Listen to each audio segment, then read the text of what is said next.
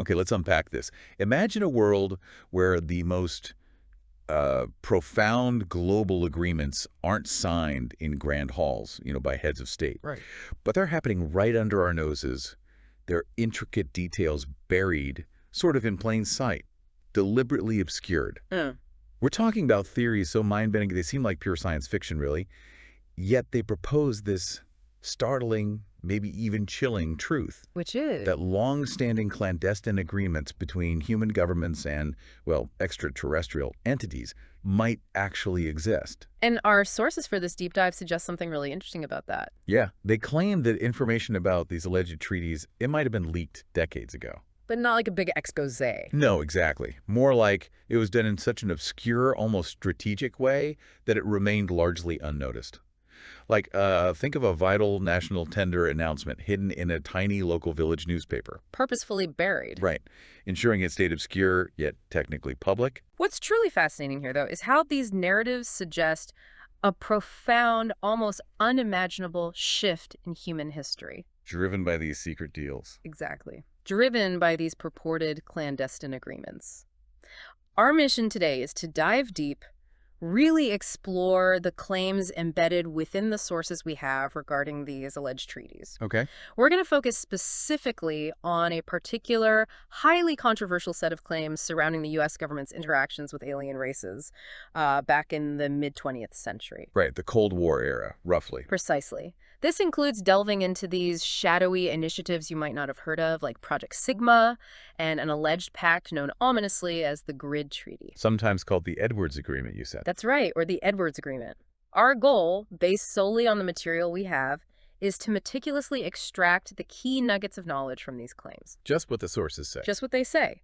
Understand the purported motivations behind these interactions on both sides, human and extraterrestrial, and uncover the stated, often unsettling consequences. We're going to try and connect these threads to a much bigger picture, exploring how these accounts touch upon themes of information control, the desperate pursuit of, well, technological leapfrogging. The shortcut, basically. A massive shortcut, and maybe even the very trajectory of human evolution, all as presented in these sources. So let's cast our minds back then, the 1950s, and confront this audacious, almost unbelievable claim.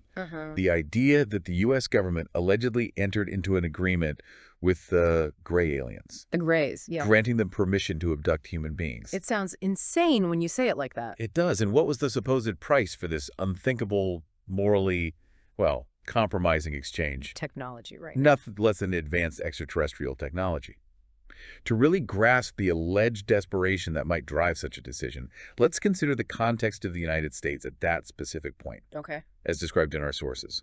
Before World War II, the U.S., despite its growing industrial might, was portrayed as a nation still lacking a fully developed interstate transport infrastructure. Right, no massive highway system yet. Exactly. We're talking about a country without the vast networks of highways or express roads Yeah. that we take for granted today. So the picture painted is? Is of a powerful nation, yes, but one still grappling with fundamental technological development across nearly every sector.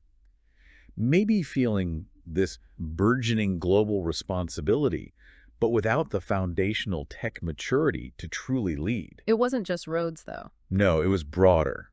A sense of being on the cusp of a new era, yet perhaps feeling a step behind where it wanted or needed to be. So the question becomes, could a nation, hungry for advancement, for a shortcut to unparalleled power and influence, be swayed by such an extraordinary, even morally, well, let's just say compromising offer?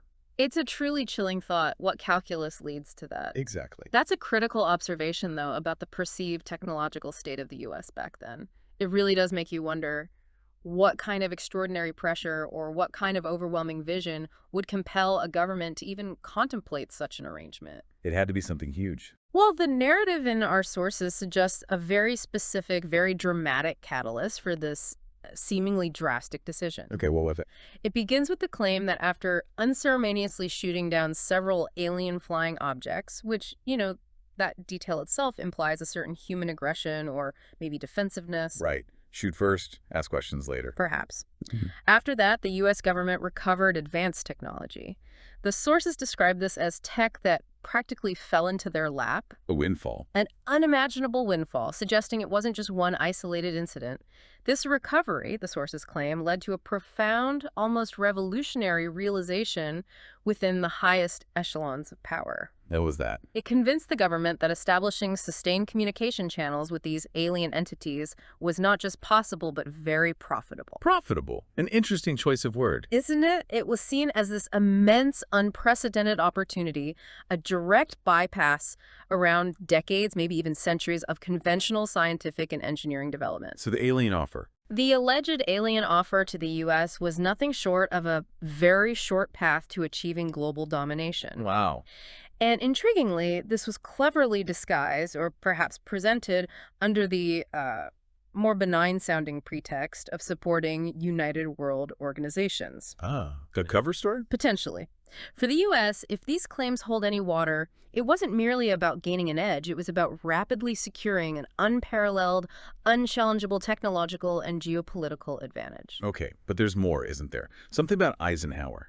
Yes, the sources add this deeply unsettling detail. President Eisenhower himself, supposedly in connection with these discussions around the Grid Treaty, allegedly received indications, maybe even proposals, for aliens to use Earth as a kind of farm. A farm, you mean? For resources or people. The implication is resources, possibly biological. And the chilling condition mentioned was that influential and wealthy individuals would remain untouched. So selective targeting. The powerful are safe, but the rest. That's the implication. Such an arrangement, if it ever existed, would have been incredibly beneficial for the aliens, giving them resources and access while maintaining secrecy. And it created a direct line between them and this superpower. A superpower increasingly built, ironically, maybe thanks to their own advanced technology, which also implies a significant and very precarious power dynamic. How so? Well, the sources suggest the aliens could, at any moment, just cease their technological support, or even, perhaps, reverse it, disrupt it, if their objectives weren't being met. So the U.S. was powerful, but also potentially dependent. Dependent and maybe vulnerable. Ultimately, though, this concentration of alien technology supposedly gave the U.S. a decisive, almost insurmountable technological advantage. For military use, yes, but also for more covert stuff, information control. That's a truly wild, almost Faustian setup. It lays the groundwork for what comes next, right? Absolutely. So according to our sources, once this initial contact and the tempting offer were on the table, one of the first alleged initiatives set up to manage this unprecedented situation was a highly secretive undertaking called Project Sigma. Project Sigma. And it's true, even within circles interested in these topics, you don't hear that name much. Few people know about it. It's obscure. Very. The claims state it was officially established in 1952, a joint venture by a powerful consortium, specifically named as the NSA, the National Security Agency, and CIA. CIA, that sounds odd. Yeah, but given the context, the clandestine nature, it seems pretty safe to assume that was intended to be the CIA. Right, NSA and CIA makes more sense for something like this. Definitely. And this project, right from its alleged start, is described with deep conspiratorial connections. It's woven into this much larger hidden tapestry. Like what? The sources mention dormant agents linked to it, individuals supposedly pre-positioned, implying a long-game strategy. Well, They also mention other alleged treaties popping up around this time, showing this complex web of, well, extraterrestrial diplomacy. other treaties besides the Grid Treaty. Yeah, like the Tau 9 Treaty on Human Protection, which is uniquely attributed to Dr. Dean Bursch. That suggests maybe a specific, independent effort to safeguard humanity somehow. Interesting. And then, of course, there's the main focus, the Grid Treaty, or the Edwards Agreement, named apparently after Edwards Air Force Base. Where the meeting supposedly happened. Right, marking this pact between the U.S. government and an extraterrestrial civilization that, well, maybe wasn't exactly friendly to humanity's overall well-being. But incredibly interesting. Undeniably interesting because of its super advanced technology. The naming of these treaties alone hints at some kind of formal, structured approach, doesn't it? It does suggest they were trying to manage these unprecedented contacts in an organized, albeit secret, way. So what was Sigma actually trying to do? Well, the core objective of Project Sigma, as detailed in the sources, wasn't just general communication. It was meticulously designed to pave the way for significant and productive communication between humans and extraterrestrials. Okay, how? Its methodology was apparently quite ingenious, even audacious for the time. The sources state that Sigma scientists used what was then considered basic human technology, our best instruments back then. Right. But crucially, they used this in conjunction with the recovered advanced tech from those crashed UFOs we mentioned earlier. So combining human and alien tech, how would that even work? That's the million-dollar question, isn't it?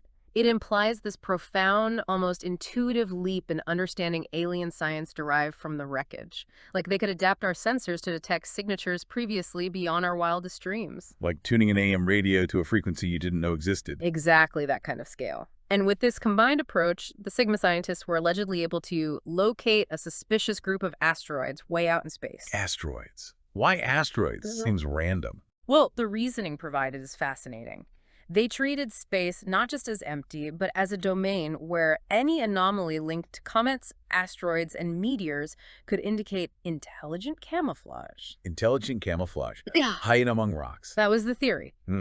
The underlying assumption driving this search was a philosophical leap. The belief that humans, as part of the universe, share certain common, inalienable characteristics with other intelligent life. Okay. And among these, they posited, was the ability to camouflage. So what does this all mean? It means they weren't just scanning for random life signals.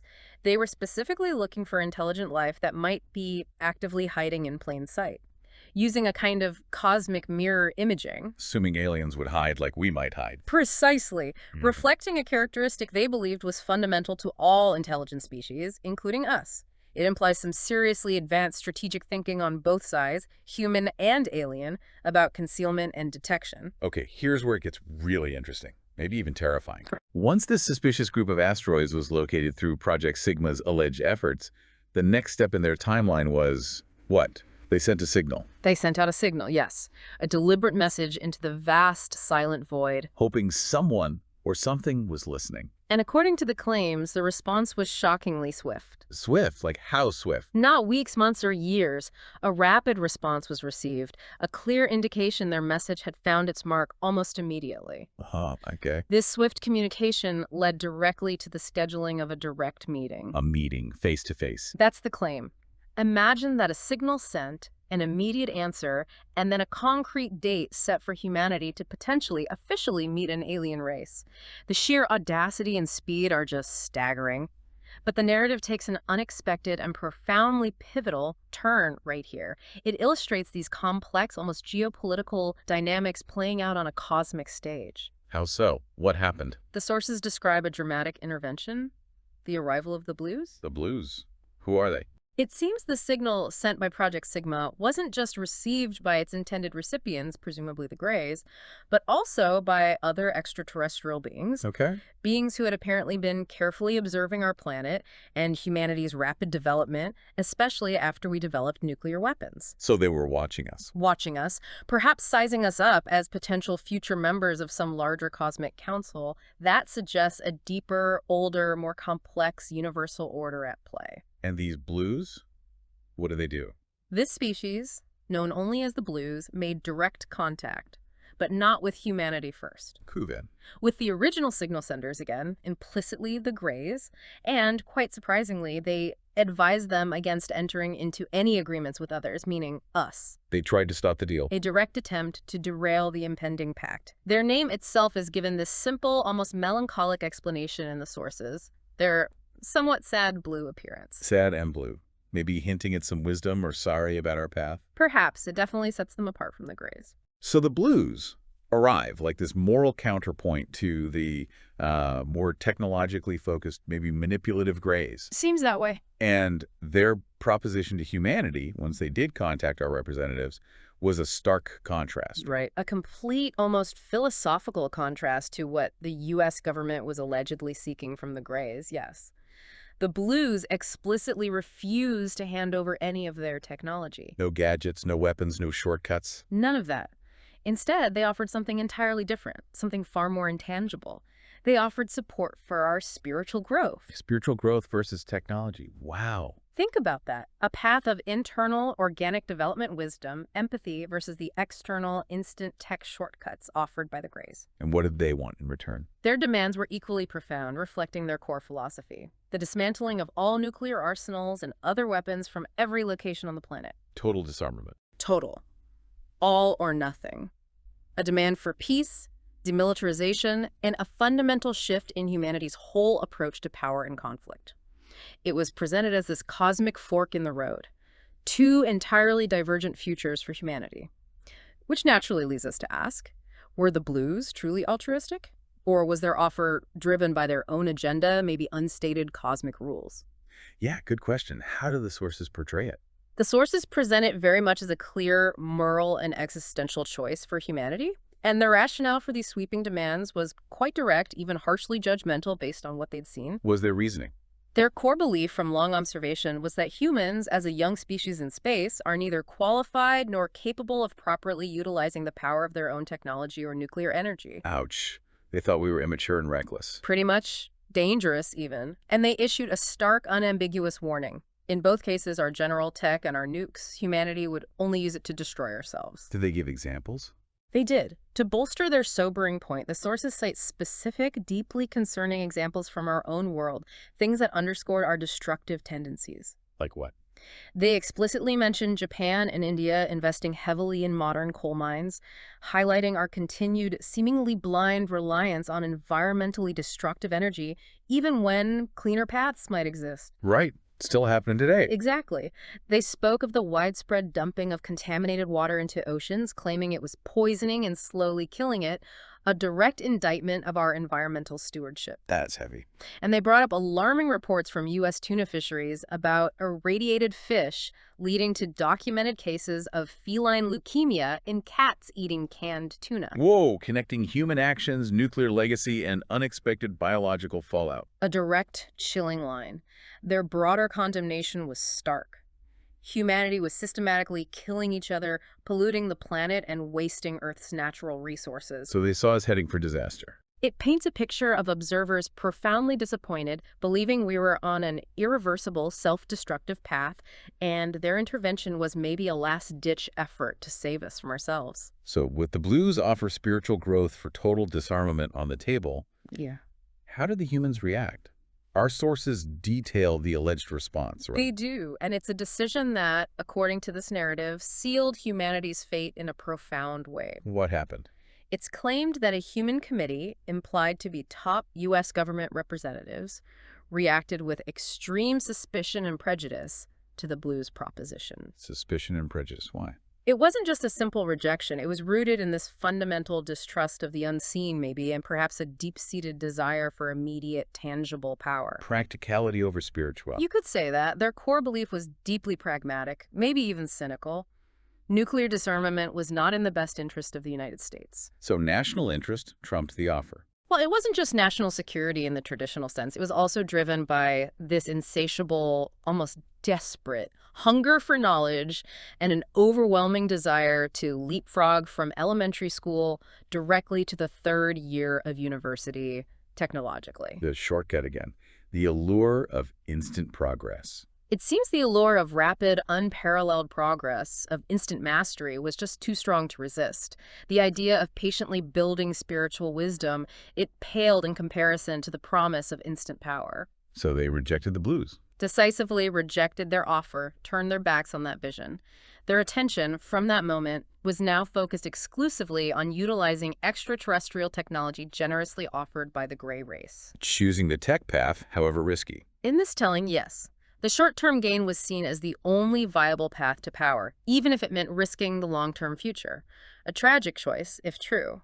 This then brings us back squarely to the gray race, as they're presented in the sources and the terms of their agreement.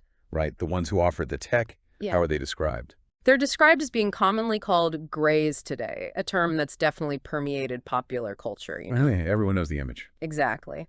And, quite controversially, the sources state that by most believers in the only true God, they are referred to as demons. Demons. Seriously. The text even goes so far as to note that their talents are somewhat similar, esoteric, if not identical to descriptions of demons from medieval times and later. That's a heavy association. Esoteric talents. It highlights a dark, perhaps even malevolent, spiritual or preternatural association in some interpretations. It's not just a label, it carries significant implications within this narrative. Suggesting they're fundamentally different from the blues, maybe sinister. That's the implication. Entities operating beyond our conventional understanding, with abilities that defy science, aligning them more with ancient lore than modern astrophysics. Okay, so the blues offer is rejected. Yeah. The focus is now entirely on the Greys. What happens next? The big meeting. Right. The diplomatic efforts with the Greys move forward, culminating in what our sources describe as this truly historic, if totally covert, agreement. The Grid Treaty or Edwards Agreement? Exactly. The sources detail the alleged conclusion of these crucial meetings, giving us precise, though slightly conflicting, dates and locations. Where and when? The primary alleged date is April 25, 1954. The location, Edwards Air Force Base in Southern California, already a key aerospace site. Makes sense, but you said conflicting. Yes, an alternative location and an earlier date are also cited in the same material. 2 months prior, at Horman Air Force Base, near Alamogordo, New Mexico. Alamogordo, site of the first atomic bomb test. Another significant location. Highly significant. Regardless of the exact specifics, the pervasive belief within these claims is that the information exchanged during these monumental meetings was telepathic between representatives of both worlds. Telepathic. Wow, that adds another layer of the extraordinary. Direct mind-to-mind communication. Suggesting a form of communication far beyond our current understanding. Maybe even implying a direct, unfiltered transfer of thoughts and intentions. Okay, so the meeting happens, telepathically or otherwise. What was the actual deal? What did the Greys get? That's the crucial question, isn't it? What did the Greys, or demons, as some sources call them, receive from these self-proclaimed representatives of humanity? And the answer is? The sources state quite clearly that this part is unclear. Unclear. That's a pretty big gap. A significant, unsettling omission in the narrative. However, the reason the Greys themselves reportedly gave for their demands was existential, born of a dire, desperate need. What was their problem? Their DNA had undergone extreme degradation. They were, as a species, dying, facing an apocalypse of genetic collapse. They desperately needed a solution. Okay, so they needed something from us for survival. Exactly. Their core demand, therefore, was nothing less than full and unlimited access to the human genome to develop a stable human-gray hybridization method to ensure their continued existence. Hybrids. Access to our genome. That's invasive. Extremely. It implies a meticulous, possibly deeply invasive biological research program. But what makes this truly unique, and maybe the most unsettling part, Go on. is their claim that as a species, they possessed DNA-level memory. DNA-level memory, what does that even mean? It's not just about preserving genes or lineage. It's the claim that their entire history, their collective consciousness, the accumulated memory of their species and all its abilities could be literally passed down biologically, embedded within the DNA of these hybrids. So the hybrids wouldn't just be part gray, they'd contain the gray history. That's the assertion. If we connect this to the bigger picture, this isn't just a tech exchange. It's presented as a deal of existential importance for one species. At the potential cost of another's autonomy and genetic integrity. Precisely. It suggests a form of genetic informational conquest. Human DNA seen not just as a resource, but as a vessel for an alien species' ultimate survival and perpetuation. And now, let's delve into the alleged highly controversial terms of this infamous Grid Treaty or Edwards Agreement. And it's absolutely crucial we remember the caveat from the sources. Yes. That the U.S. government was purportedly acting as representatives of humanity illegally and without permission. A secret pact made on behalf of an unknowing world. A profound overreach, if true. So what were the terms? First, the United States would not disclose any information about the gray race's presence on Earth to the rest of the world. Total secrecy. Keeping the entire planet in the dark. Okay. Second, alien activities would not be hindered, and no interference would be tolerated, basically granting the Greys absolute freedom to operate as they pleased here. A shocking surrender of sovereignty. What else? Third, the U.S. would supervise the construction of several underground bases, not just for human use, but operated by both humans and Greys. Shared bases. Where? The sources specify old Atomic Energy Commission, AEC, bases were to be converted for this, repurposing existing secure infrastructure for joint ops. Deep collaboration. Wow. Okay, that's huge. What's next? This is where it gets really disturbing, right? Fourth, and yes, perhaps the most disturbing, the U.S. would allow the Greys to abduct a limited number of individuals. Abductions, sanctioned by the government. Facilitated, legitimized, allegedly. These individuals were supposed to be returned unharmed and with their memory wiped, so they wouldn't remember what happened. Memory wiped. Psychological manipulation, covering up trauma? For what purpose? Experiments. The source mentions experiments, but the specifics linked to the Greys' DNA issues seem likely. Genetic sampling? Maybe worse. Horrifying. Was there any control over who was taken? Fifth, yes. While the Greys would decide who would be abducted, the list would require National Security Council, NSC, approval. NSC approval. A grotesque bureaucratic oversight. Vetting citizens for alien experiments. A chilling system, if true, managing this dark exchange. And finally, sixth. The payoff. What did the U.S. get for all this? In exchange for the secrecy, non-interference, shared bases, and abduction permission, the aliens would provide the United States with advanced weapons, technology, gravitational and electromagnetic propulsion systems, and mind control and implant technology. There it is, the huge technological leap. Weapons, propulsion, mind control, unimaginable power. That was allegedly the motivation. And the sources also mention the most significant alleged witness. Who? Then President Dwight D. Eisenhower claimed he not only witnessed, but also signed the agreement. Eisenhower himself. That adds immense weight, suggesting top-level involvement. It certainly lends an air of official legitimacy, however fantastical the claims. Plus, it's asserted that many people claim to have been present during the negotiations over the years, hinting at a wider circle of witnesses. And among those claiming knowledge, the sources highlight specific dramatic testimony from someone named Gerald Light. Yes, Gerald Light, a prominent figure from a metaphysical community back then. What did he say? His alleged statement, reportedly made shortly after the event, is incredibly direct. "My dear friends," he said, "I have just returned from Muroc Air Force Base, Edwards. The report is true, frighteningly true. Frighteningly true. Captures the unsettling nature of it." Exactly. He supposedly detailed observations from a 2-day visit, claiming he saw 5 different types of aircraft being studied and operated by Air Force officials with the help and permission of the Eterian. Eterian, like E.T. alien. Very likely a misspelling or maybe some obscure designation within this lore, but it clearly signifies an extraterrestrial presence. Light's reaction was one of profound awe, stating, "I lack words to express my reactions. Finally, it happened. It's already a matter of history." Wow. This account, whether you believe it or not, adds this vivid layer of human experience. It frames it not just as policy, but as a witnessed, profoundly impactful event, a human anchor to these extraordinary claims. Okay, so the deal is struck, witnessed, documented, allegedly. But then we pivot to the dark turn in this story, the betrayal. Right, things didn't go according to plan. According to our sources, this grand secret agreement quickly began to unravel. Very quickly, they state, the Greys began to violate the treaty. A rapid breakdown. How? Oh, it was apparently blatant. A profound disregard for the terms. Specifically, the number of abductions exceeded the agreed-upon limits. So they just started taking more people than allowed, ignoring the NSC list. Exactly. Showing brazen disregard for the process. And worse, experiments on humans multiplied, suggesting they intensified and broadened their activities beyond what was permitted. More invasive, more widespread. That's deeply disturbing. And perhaps most chillingly, the sources add this truly grim detail. Those unwilling to participate were brutally treated. Brutally treated. So, coercion, violence. Complete disregard for human rights. It wasn't a limited exchange anymore. It was, as the sources claim, full-blown exploitation. This disturbing turn leads to a critical question, doesn't it? If this is true, what does it say about the balance of power once a deal like this is struck? How hard is it to undo?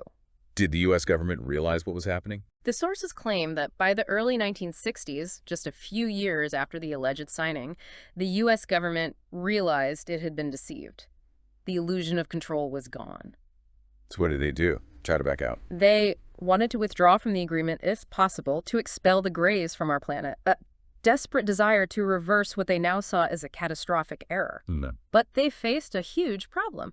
They did not know that the Greys were not very keen on leaving the country and the planet and going anywhere else. Meaning the Greys were entrenched. They weren't just going to pack up and leave. That's the implication. A deeper entanglement than just a contract.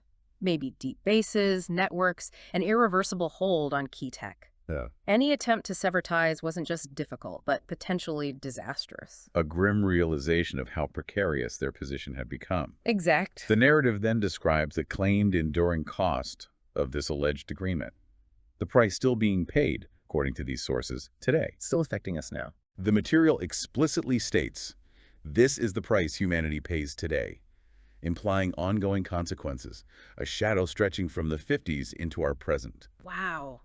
Is there any counter-narrative? Any hope offered? Interestingly, yes.